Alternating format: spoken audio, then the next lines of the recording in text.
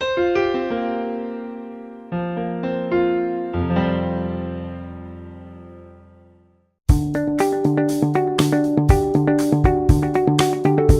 data are available that are highly useful for your fundraising planning for the next 2 years. What about the stock market, the economy, the new federal tax policy? What will all this mean as you talk to your current donors and approach new donors? Hi, I'm Bill Stanczykiewicz. This is the first day from the fundraising school, and I'm joined today by my colleague from the Indiana University Lilly Family School of Philanthropy, Dr. Una Osili. Una is the Associate Dean in charge of our research at the college, and we've just come out with a new report, the Philanthropy Outlook Study. Una, what does this study show with all this back and forth that we see with the economy, the stock market? Now there's this new federal tax policy. What did you and your colleagues find as this relates to fundraising for the next 2 years? The Philanthropy Outlook this year takes a holistic view of what fundraisers can expect. The big takeaway is fundraising, as all of you know, does not take place in a vacuum. Fundraisers have to pay attention to three distinct set of factors. The first, the overall economy and how that affects their bottom line, their donors. Second, the new tax environment and what that means for donors. And more importantly, what it means for the different types of donors that the fundraiser works with. And then finally, and perhaps most importantly, fundraisers need to pay attention to their overall mission. Donors do not give because of anything else other than what that organization does and how it is advancing its work in the community, in the global community, in the local community. So at the end of the day, the most important thing is certainly the economy, certainly the tax policy environment, but ultimately it's about that organization's mission, its engagement with its donors, and the impact it's having through its work. Let's look at all three of those. And first, when you talk about the economy, what are the economic indicators saying to you and your colleagues as you think about the prospects for fundraising in the next 2 years? Stock market, economic growth, things of that nature.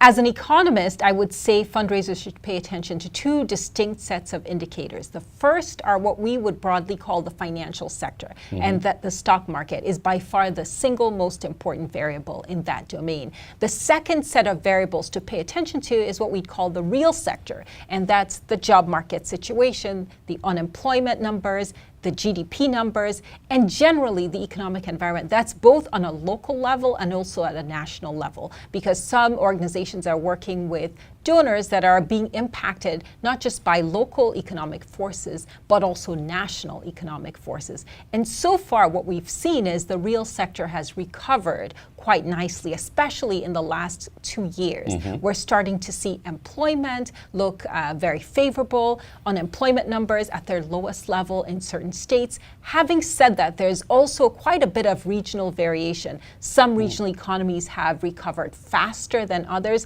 Some are actually in what we call a full employment situation, meaning most people who are looking for jobs have found them.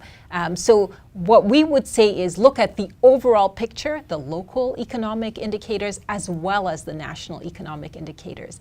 In addition, the three different sets of factors that we've outlined affect different donor types differently. Specifically in the report, we highlight that foundations have seen over the last few years significant appreciation in their asset values, and that has implications for their grant making going forward. Corporations have also seen significant improvement in their profits, especially in certain sectors.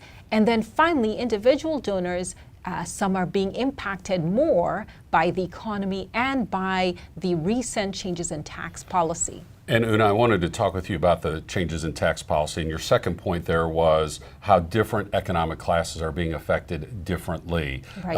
And we've been at this long enough under the new federal tax policy, we're starting to see some behavioral changes with donors. What are you seeing in terms of whether somebody is upper income, middle income, and maybe working class? We're seeing some differences based on income in these early returns. Absolutely. I would say this is a complex environment, and I would stress the word complex simply because this is not a one-size-fits-all tax policy reform that we've had. Certainly, the initial estimates suggest that middle income, everyday Americans are likely to see more changes in their incentives to give than upper income Americans. What this means is in the past, we had about a third of Americans itemizing on their taxes. We expect to see that that percentage is going to decline. Some estimates suggest about 10% of Americans will now itemize. What does this mean for fundraisers and nonprofits, especially if your nonprofit works primarily, or maybe a majority of your donors are everyday American donors? I think the most important thing to stress is that from the nonprofit's perspective, your donation is still tax deductible, depending on the circumstances of that donor. So it's up to the donor to decide whether it makes sense to itemize or not. What we're starting to see from an adaptation standpoint is some donors are actually planning their giving more. They're starting to think, if I want to make a large gift, I may pick a year in which to itemize. We're starting to see at least a discussion of bunching as a strategy. We're also seeing donors start to look at how they can maximize all of their deductions, not just their charitable deductions, but also the deductions they get on, say, mortgage interest, on their state and local taxes. All of those have shifted, especially for everyday donors. Now, when we look across the income spectrum, especially more higher income and ultra high net worth Americans, their incentives have not changed as much. And so for those donors, it may be a different type of message to convey to the donors.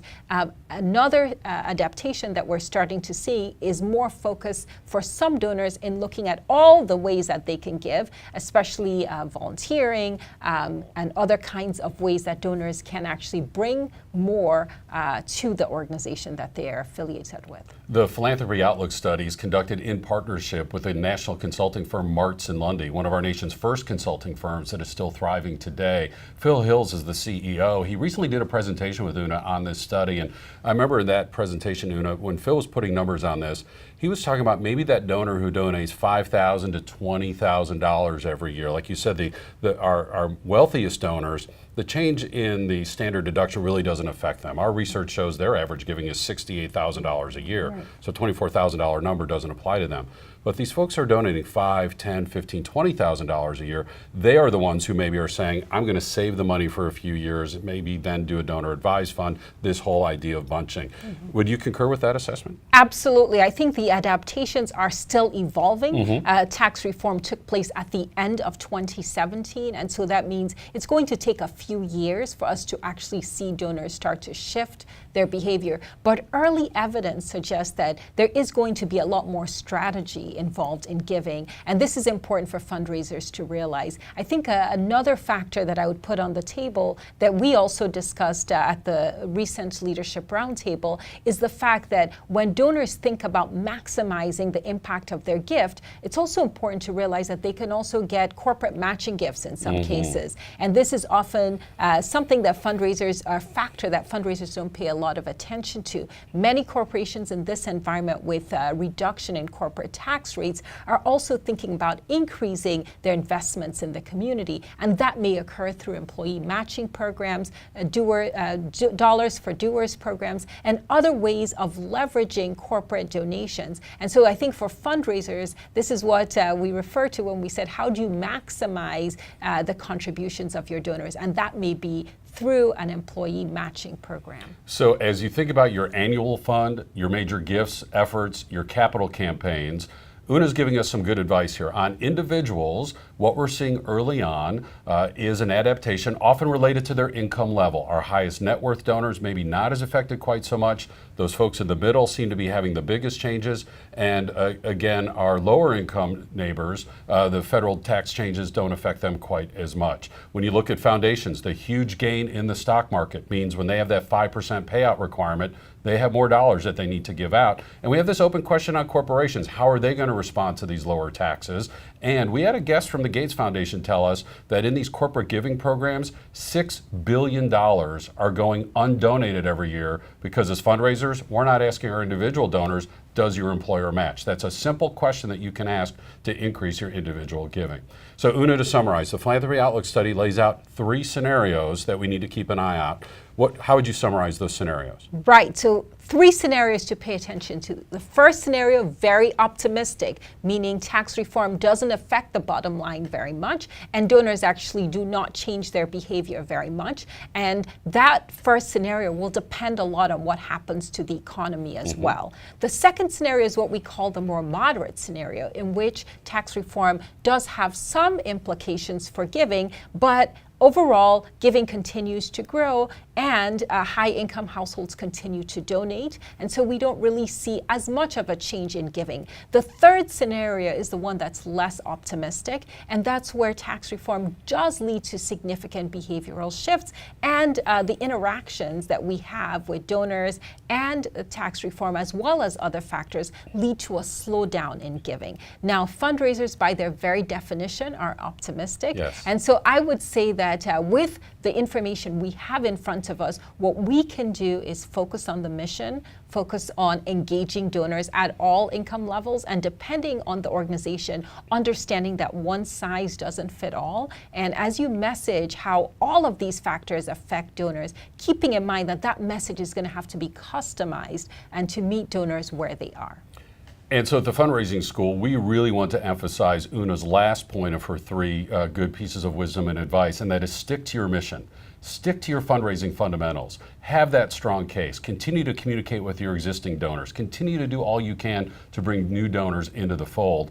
Don't let some of the potential negatives in the economy and the federal tax policy dissuade you from doing your good work. It is still a good time to be a fundraiser, and this report can help you with your planning over the next 2 years. The Philanthropy Outlook study is available for free on our college's website at philanthropy.iupui.edu. Click on the research tab and you'll find the Philanthropy Outlook study. Also, keep in mind some other podcasts. Recently we had Dr. Tim Seiler talking about sticking to your fundraising fundamentals.